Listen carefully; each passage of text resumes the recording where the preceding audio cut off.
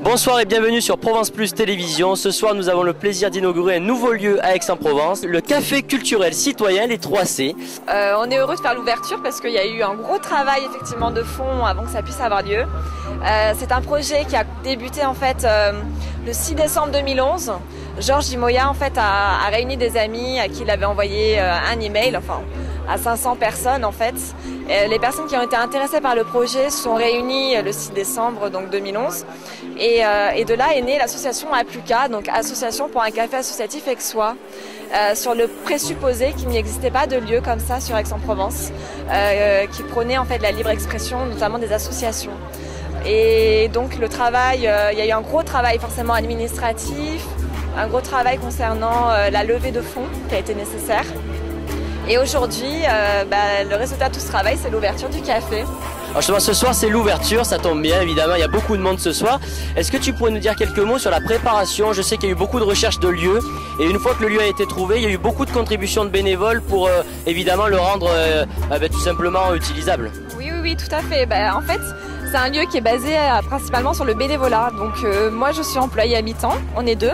On couvre même pas tous les horaires parce que on compte vraiment sur les bénévoles et il y a eu une mobilisation incroyable sur les travaux.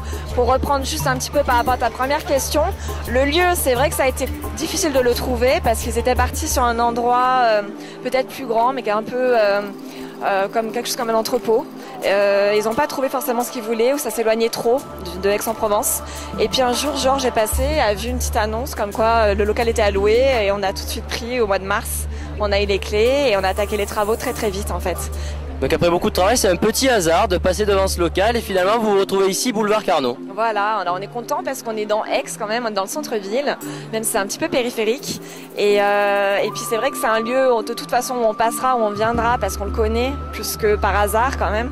Mais on était content d'avoir une aussi grande superficie aussi parce que c'est 115 mètres carrés, ce qui nous permet d'avoir un bar avec une bonne superficie et d'avoir le luxe pour installer même une scène. Et le travail donc a été fait par que des bénévoles sur un mois et demi qui ont travaillé d'arrache-pied, des personnes qui ne savaient pas monter un bar, il n'y en avait aucun de nous qui avait fait ça jusqu'à présent.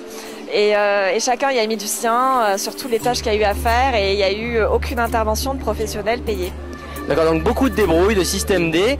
Alors sachez quand même qu'à Aix-en-Provence, un café culturel, ça ne va pas de soi, c'est pas une évidence. Alors justement, quelques mots sur ce concept, un café culturel, un café citoyen. Il y a beaucoup de notions éthiques là-dedans, bon évidemment de l'engagement bénévole, réduire les frais au minimum, mais il y a aussi, je crois, beaucoup d'engagement au niveau local, au niveau équitable. Tout à fait. Déjà, c'est un café associatif avant tout. Donc un café associatif, c'est un café déjà auquel on doit adhérer au niveau de ses valeurs. Et c'est un café qui a pour objectif de faire vivre la vie associative aixoise qui manquait justement de lieux d'expression. Après, c'est un lieu où chaque citoyen peut venir participer. Donc on demande aux gens de proposer aussi des ateliers, de venir partager des choses qu'ils savent faire. Vous verrez justement dans la programmation qu'il y a vraiment une diversité énorme sur ce qu'on peut proposer et qu'elle va se renouveler de manière constante. Ça a été fait avec de nombreux partenaires associatifs notamment. Parmi eux, qui on peut citer? À titre d'exemple, on va forcément en oublier, mais... Attac a été un gros soutien sur le projet. Ils nous ont d'ailleurs beaucoup aidés sur la levée de fonds parce qu'ils ont beaucoup diffusé le message.